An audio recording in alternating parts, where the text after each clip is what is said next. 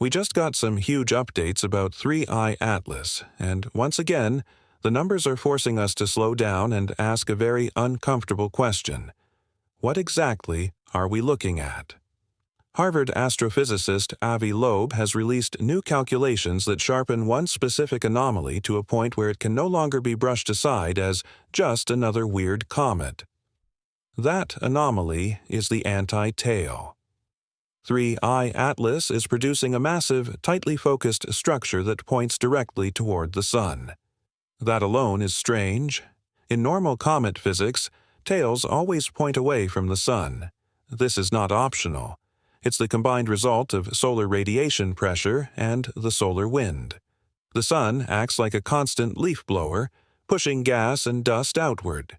No matter where a comet is moving, its tail points away from the Sun. But 3I Atlas is doing the opposite. It has a jet aimed sunward, pushing directly against that wind. Now here's where this stops being a curiosity and becomes a real physics problem. This anti-tail is not short-lived, it is not faint, and it is not diffuse.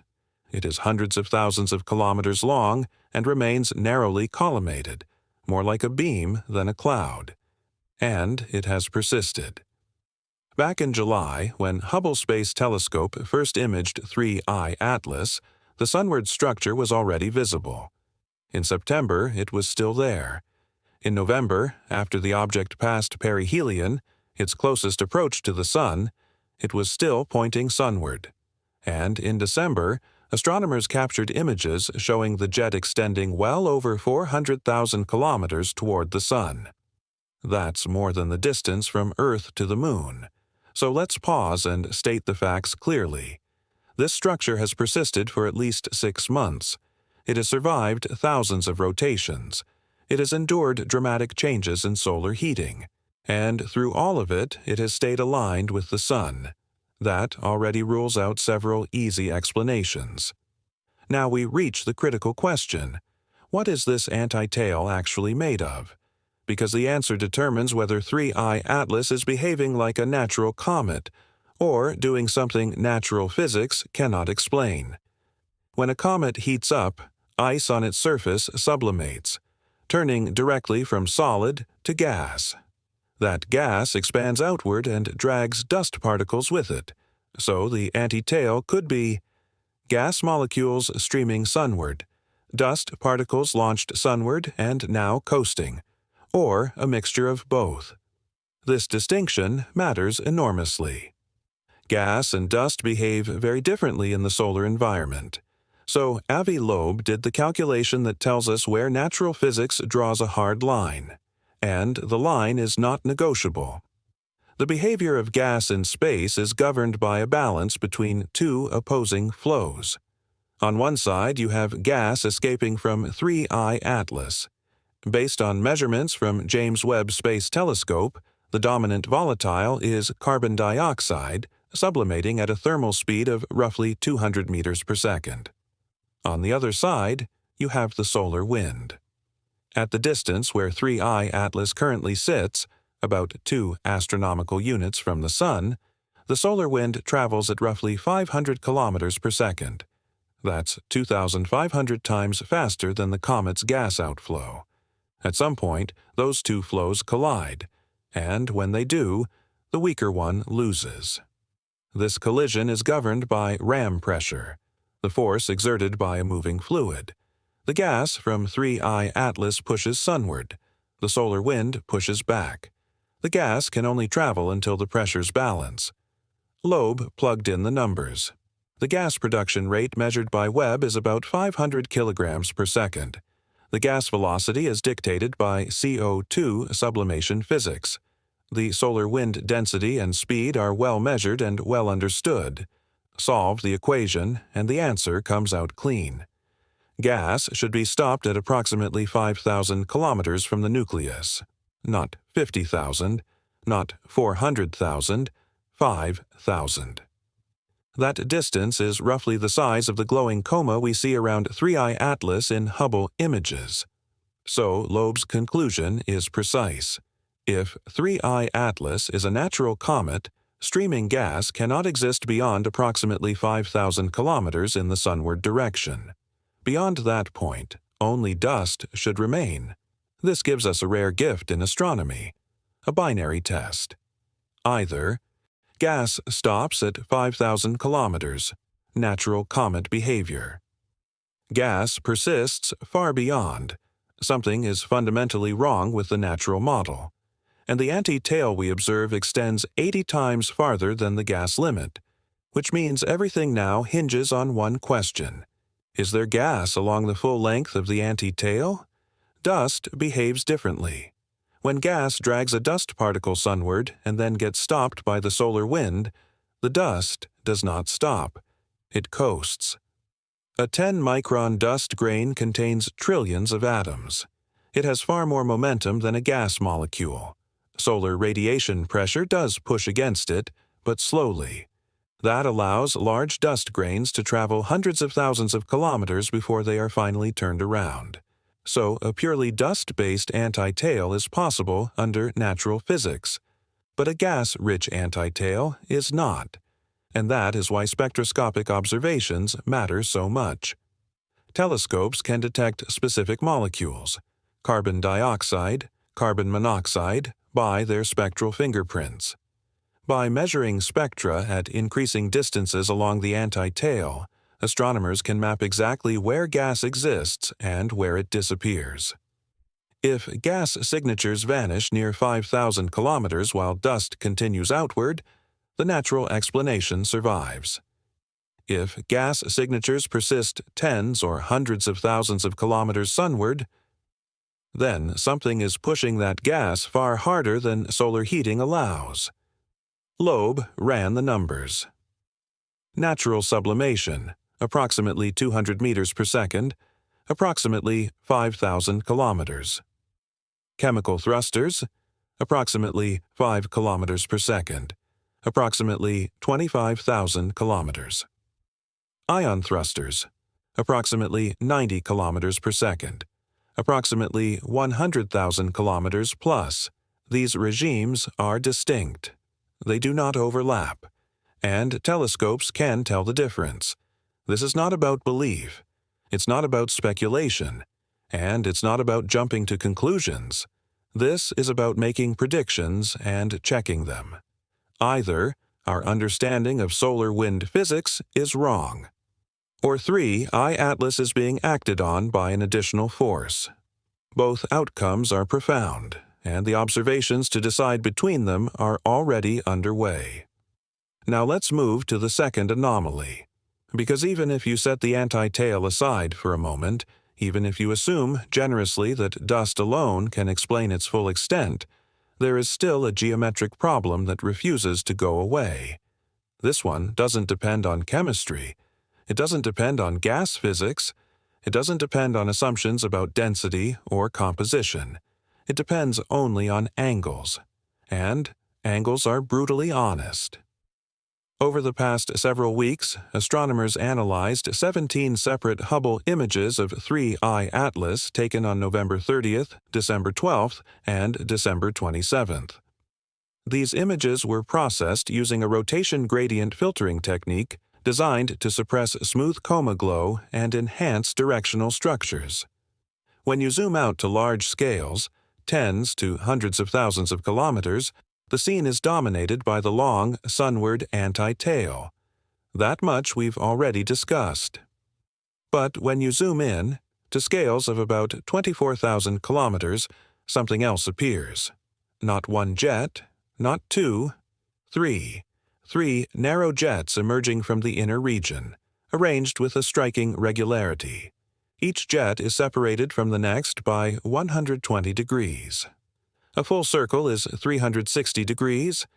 Divide it evenly by 3, and you get 120. That is not an approximate spacing. It is not roughly symmetric. It is geometrically precise within measurement uncertainty. Picture a clock face. These jets point like hands at 12, 4, and 8. This is not how comet jets usually look. On a natural comet, jets come from localized pockets of volatile ice on the surface. As the object rotates, sunlight heats different regions, triggering outgassing where ice is exposed. The key word here is localized.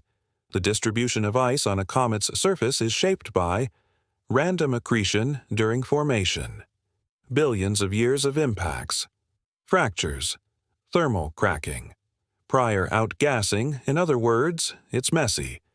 Real comets don't care about perfect angles. You might see 2 jets at odd orientations, 5 jets clumped on one hemisphere, a single dominant jet, jets that flicker on and off.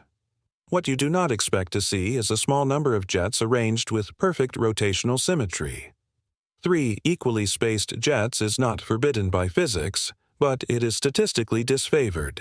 It requires ice reservoirs positioned at precise longitudes, similar activity strength in each, sustained stability over many rotations. That's a lot of coincidence to stack on top of each other. And it gets stranger. At larger scales, the anti-tail remains extraordinarily narrow.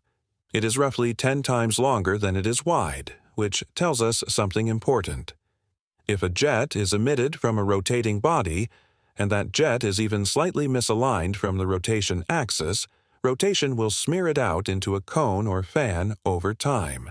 The fact that this anti-tail stays so tightly focused means the jet must be aligned very close to the rotation axis. Quantitatively, the misalignment must be less than about 6 degrees. Now ask yourself a simple question. What is the probability that a randomly oriented interstellar object enters the solar system with its rotation axis aligned within 6 degrees of the Sun-object line? You can calculate this. The surface area of a spherical cap with opening angle theta relative to the full sphere gives the probability. Do the math, and you get a number on the order of 0.2%. That's 1 chance in 500. Not impossible, but rare. And this alignment isn't fleeting. It has persisted for months, across changing viewing geometry, orbital motion, and thousands of rotations. So now we have 2 separate geometric anomalies, 3,849. Triple jets spaced at exact 120-degree intervals, 3,850. A rotation axis aligned with the Sun to within approximately 6 degrees. Each one alone could be dismissed as unlucky coincidence. Together, they start to feel intentional, or at least highly constrained. To be fair, there is a natural explanation. It goes like this. 3. I-Atlas has 3 major volatile reservoirs located at specific longitudes. One happens to sit near a rotational pole facing the Sun. The other 2 sit at similar latitudes, spaced evenly by chance. Heat conduction through the nucleus activates side jets even when they're not directly illuminated. The rotation axis alignment is simply bad luck for statistics. This explanation is not impossible, but it is expensive. It spends probability fast. Each assumption may be reasonable, but stacking all of them together drives the odds down sharply, and nature usually prefers cheaper explanations when they exist. Now, here's the uncomfortable comparison. If an engineer wanted stable thrust distribution, minimal rotational torque, redundancy, symmetry for control, they might choose 3 emitters spaced evenly at 120 degrees. That geometry is optimal for balancing forces in rotating systems. It's used in everything from satellite thruster layouts to structural supports.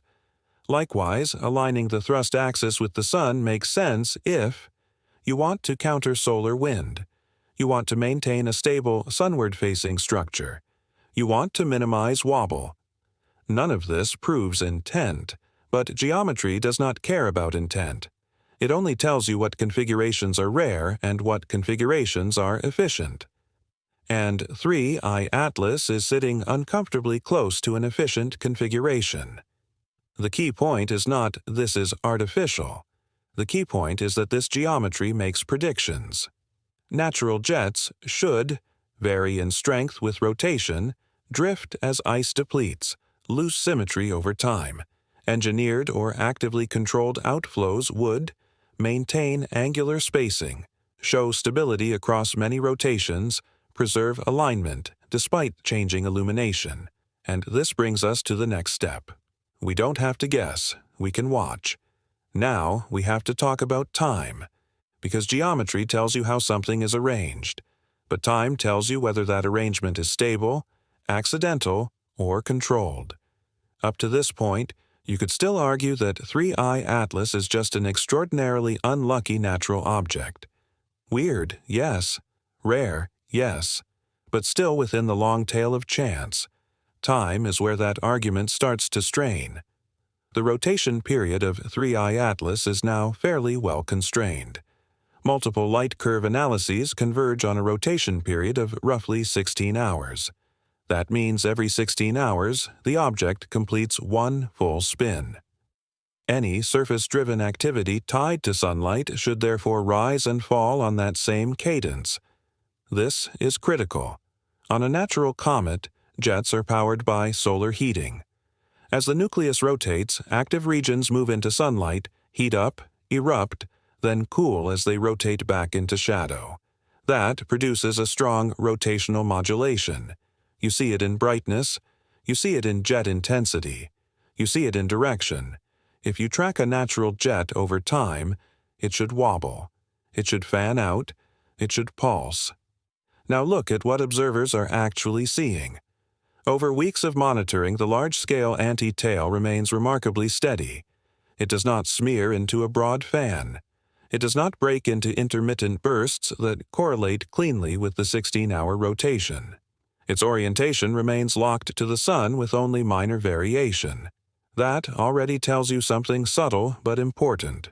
If the jet were coming from a localized surface vent that is not exactly on the rotation pole, then every 16 hours the direction of that jet should trace out a cone. Over days and weeks, that cone would blur into a wider structure. It doesn't, which implies one of two things. Either the active region is extremely close to the rotation axis, or the emission is not tied to surface illumination in the usual way. The first option is possible, but again, it is statistically expensive.